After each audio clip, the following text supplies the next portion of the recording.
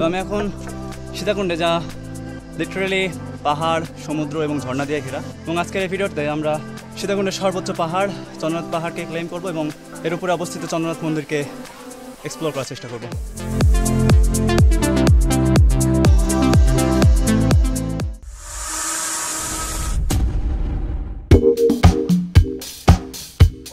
এখন সকাল 9:30 বাজে আর আমরা চন্দ্রনাথ পাহাড়ের যেখান থেকে ট্রেকিং পয়েন্ট সেখানে পৌঁছাইছি। এখন ট্রেকিং করে যাব। আর এই লাঠি দেখছেন, এই লাঠি নিল 40 টাকা করে, আর যদি ফেরত দেই 20 টাকা ফেরত দেবে, তার মানে ভাড়া পড়ছে 20 টাকা। এই পিছনের দোকান থেকেই লাঠি এবং ব্যাগ জমা রাখার যেই জিনিস, সেটা ব্যাগ ট্যাগ জমা রাখলো আমার বন্ধু। আমার ব্যাগে কিছু জিনিসপাতি আছে, পানি টানি, এই জন্য আমার ব্যাগে জমা দিলাম না। তো এখান থেকে মূলত আমাদের ট্রেকিং শুরু।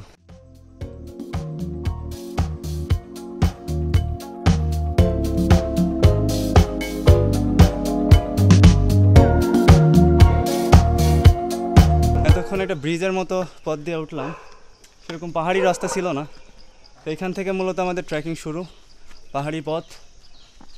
ডান দিক দিয়ে হচ্ছে সিঁড়ি পথ, যেদিক দিয়ে উঠা যাবে না, এই দিয়ে নামার পথ মূলত। আর বাম দিক দিয়ে হচ্ছে মূলত আমাদের উঠতে হবে, ওঠার পথ। এখান থেকে পাহাড়ি পথ শুরু। আর এতক্ষণ আসলাম হচ্ছে একটা ব্রিজের মতো পথ দিয়ে। চলুন উঠে যাক।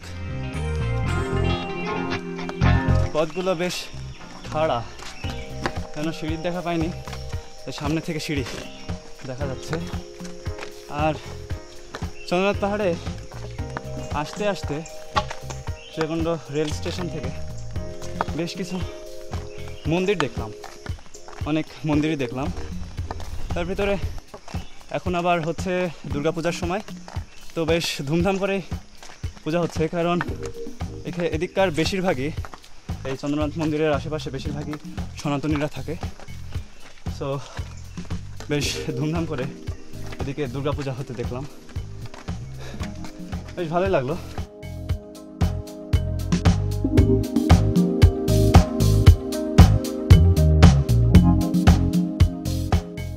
উঠতে উঠতে বেশ কিছু পিক পয়েন্টে বিভিন্ন মন্দির দেখা যাচ্ছে। যেমন এখানে কিছু দূর ওঠার পরে এখানে কালীর মহাতীর্থ চন্দ্রনাথ ধাম, এখানে একটা বেশ সুন্দর মন্দির আছে। আরও সামনে হয়তো আরও পাবো, দেখা যাক।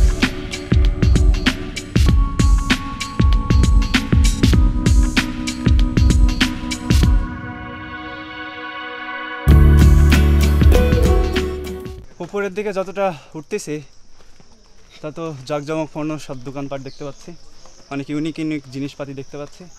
এখানে কিছু কিনি নাই, তবে ধারণা করছি এখানে সমস্ত কিছুর দাম আকাশচুম্বী। তো চেষ্টা করবেন নিচে থেকে সব কিছু নিয়ে আসার জন্য।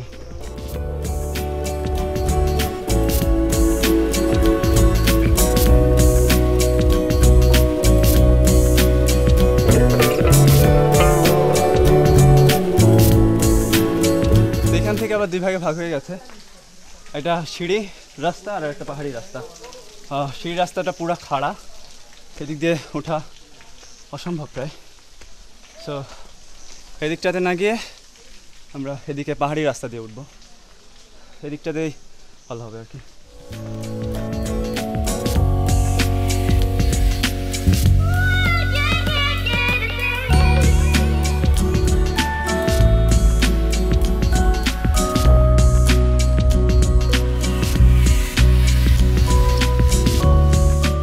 ব্যাপারটা ভালো এক্সস্টিং, অনেক লম্বা লম্বা বড় বড় সিঁড়ি, উঠতে একটু খারাপই লাগছে, তবু অসাধারণ।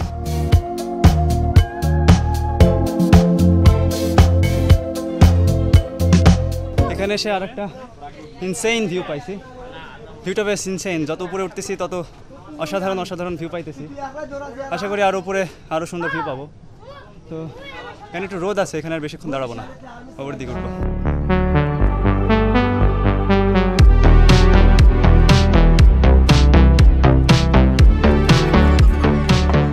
অনুভূতি হলো ভাই, মনের ভিতরে এটা রান যা 3 মিনিটে যাকে তার মানে এটা এই অনুভূতিটা রাখতে মনে করেন আধা ঘন্টা হাঁটতে দেয় না। উঠতেন চাইলে।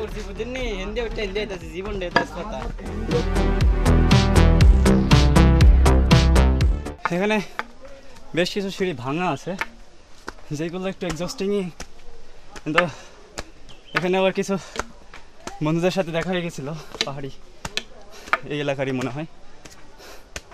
ওনাদের সাথে দেখা হয় ভালো লাগলো। ওনারা বললো এদিক দিয়ে ওঠাই সহজ, ওই দিক দিয়ে সিঁড়ি আছে আরও বেশি, এখানে তাও কিছু মাটির রাস্তা পাবো, আর ওই দিক দিয়ে উঠলে সম্পূর্ণটা সিঁড়ি, তো ওই দিক দিয়ে ওঠা বেশ মুশকিল।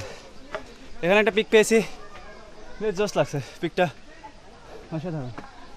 যত উপরে উঠছি ভিউগুলো আরও ফুটে উঠছে, আরও ভালো লাগছে, আরও অসাধারণ অসাধারণ ভিউ পাচ্ছি যত উপরে উঠছি তত।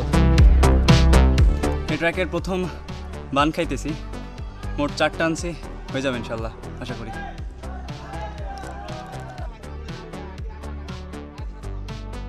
পিকের শেষ পার্টটাই উঠতেছি, এখান থেকে আর খুব একটা বেশি দূর নাই, তবে এখানকার পথটা একটু ভয়ঙ্কর এবং বেশ খাড়া, এখানে একটু সাবধানে উঠতে হবে। এখন একটা পিক পয়েন্টে এসে পৌঁছালাম, এখানে শ্রী শ্রী বিরূপাক্ষ আদি মন্দির আছে, তো এখানে একটু রেস্ট নিয়ে তারপরে আসলে ওইদিকে মূল চূড়াটা আর কি, মূল যে চন্দ্রনাথ মন্দির, চন্দ্রনাথ এর পিক, সেটা ওইদিকে। আমরা একটা ছোট পিকে এসে পৌঁছাইছি, এটা দ্বিতীয় হাইয়েস্ট পিক মেবি। এখানে একটু রেস্ট নিয়ে ভিউ এনজয় করে তারপরে আর কি পিকে ওঠার চেষ্টা করবো, চন্দ্রনাথের পিকে ওঠার চেষ্টা করবো।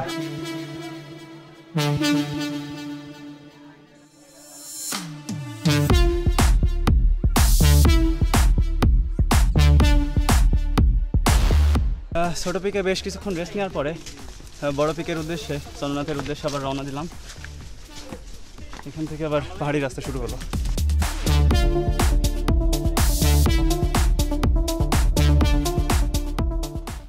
অবশেষে চন্দ্রনাথের 1300 ফিট ক্লেম করলাম, বেশ অসাধারণ এখান থেকে ভিউ। তবে এখানে প্রচুর পরিমাণে রোদ, আর রোদের কারণে খালি চোখে তাকানো যাচ্ছে না, তাকালে চোখ জ্বলতেছে। বেশ ইনসেইন ভিউগুলা, ছোট ছোট সমস্ত পাহাড় দেখা যাইতেছে, এখান থেকে সমুদ্র দেখা যাইতেছে, যেগুলা অসাধারণ। এতক্ষণকার কষ্ট সার্থক। আর এই সেই চন্দ্রনাথ মন্দির। হিন্দু গ্রন্থ অনুযায়ী, হিন্দুদের বিশ্বাস অনুযায়ী এখানে সতীদেবীর দ্বিতীয় হস্ত পতিত হয়েছিল, সেই সুবাদে এখানে এই মন্দির প্রতিষ্ঠিত হয়েছে। যতদূর শুনলাম এই চন্দ্রনাথের মন্দিরের ভিতরে মূলত শিবলিঙ্গ রয়েছে, যেটা আর কি পূজা অর্চনা করে হিন্দুরা।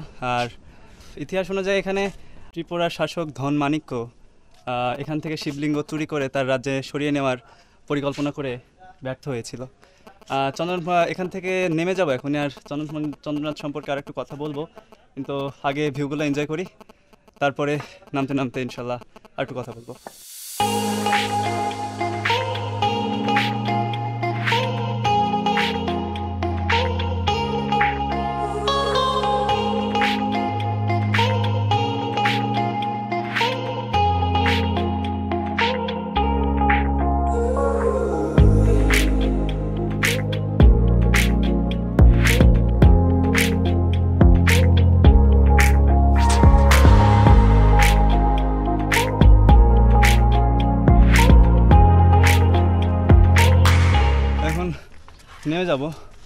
নেমে যাব হচ্ছে এই সিঁড়ি দিয়ে নামতেছি, যেদিক দিয়ে উঠছিলাম ঠিক তার বিপরীত দিক দিয়ে নামতেছি।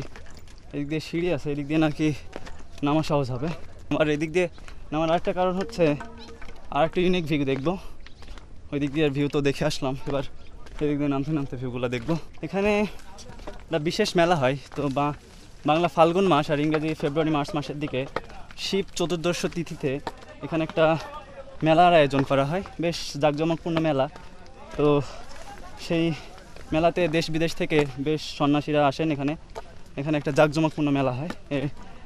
শিব চতুর্দশী মেলা নামে এই মেলাটি পরিচিত এখানে।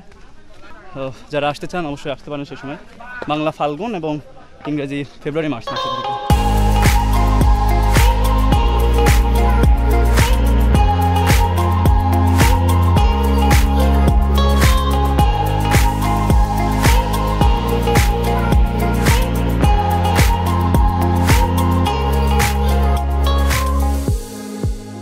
নামতে এক পাল অতিথির সাথে দেখা হলো, বানর অতিথি, যদিও আমরা ওর কাছে অতিথি।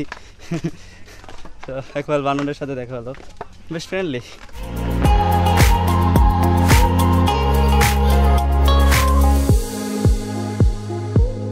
তো নামতে নামতে আরেকটা পিকে এসে এখান থেকে চন্দ্রনাথ মন্দির দেখা যাইতেছে, বেশ সুন্দর, বেশ ভালো লাগতেছে। এখানে এখানে একটা বড় বটগাছ ছিল, এখানে বসে আর কি রেস্ট নিতেছিলাম। তো আজকের ভিডিওটা এই পর্যন্তই। যদি ভিডিওটি ভালো লাগে পেজটিকে ফলো করতে পারেন, চ্যানেলটিকে সাবস্ক্রাইব করতে পারেন, আর দেখা হবে পরবর্তী কোনো ভিডিওতে সীতাকুণ্ড থেকে।